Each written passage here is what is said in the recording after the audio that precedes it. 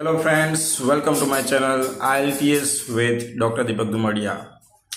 In this particular video, I just teach counter question which is very beneficial to all those students who appear in IELTS or PT or Duolingo or UKVI.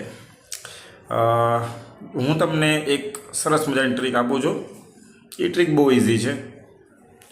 તમારે શું કરવાનું છે, counter question best answer આપવા માટે શું કરવાનું છે તે. તો મારા પાસે બે ક્વેશ્ચન છે.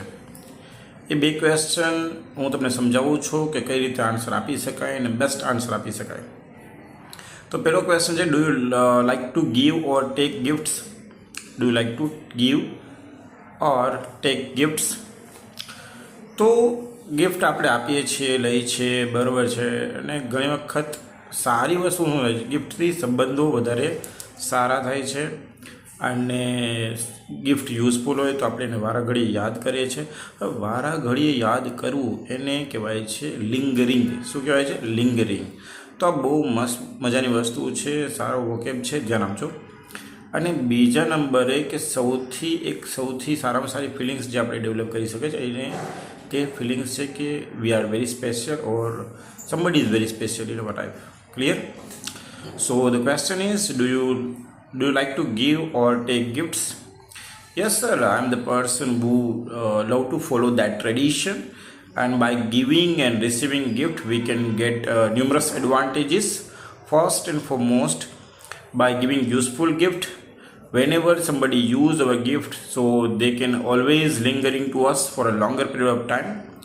Apart from it, through the gift we can develop our nexus with each other, and last but not least, through the gift we can also showcase to somebody how valuable they are in our life. So these are the advantages we can get it by giving gift. તો મેં word વાપર્યો છે Nexus. તમે નેક્સસની જગ્યાએ તમે bonding બી કહી શકો. By giving gifts we can also consolidate our bonding. તો મેં હજી ફરી એકવાર નવો વર્ડ વાપર્યો છે, consolidate. Now what is the meaning of consolidate? Consolidate means how to strengthen. કેવી રીતે આપણે મજબૂત કરી શકાય. કોન્સોલિડેટ એટલે મજબૂત કરવું, સ્ટ્રેન્થન કરવું. તો અહીંયા જે બધી સ્ટ્રેટેજી છે એ બધી બહુ કામની છે. તો આ એક ક્વેશ્ચન, એમાં આન્સર અને એમાં બી વોકેબ્યુલરી તમને જે મેં યુનિક સમજાવી છે જે બહુ કામની છે. તો આ રીતે તમે સરસ મજાનો આન્સર તમારો ફરી ડેવલપ કરી શકો છો. હવે બીજું છે, what do you think about robots? તો જુઓ, તો રોબોટ્સ આપણા માટે શું કામનું છે? તો ઘણી બધી રીતે કામનું છે, અને સ્પેશિયલી રોબોટિક ટેકનોલોજી હવે ઇન્ડસ્ટ્રીઝ, ફેક્ટરીઝ, કંપનીઝ બધામાં છે, અને એના લીધે માસ પ્રોડક્શન થઈ શકે છે અને બહુ સારું કામ થઈ શકે છે. બહુ સારું કામ એટલે એના માટે વર્ડ યાદ રાખો, we can get effective and efficient outcomes. અને વધારે આપણે પ્રોડક્શન કરી શકીએ, જેના માટેનું ઇંગ્લિશ છે માસ પ્રોડક્શન. તો હવે આ બધી વસ્તુ છે, આપણે આઈડિયા એક વખત ડેવલપ કરી નાખો. હવે જ્યારે જેવું ક્વેશ્ચન આવે તો પછી આવું થોડું વિચારીને પછી એને ઇંગ્લિશમાં ટ્રાન્સલેટ કરી દેવાનું. ક્વેશ્ચન છે, what do you think about robots? So you just simply start in this way. Yes sir, robotic technology it's really big blessing for mankind. Through the robotic technology we can do mass production. Apart from it, we can also find great efficiency and effectiveness in the outcomes. So robotic technology is very useful.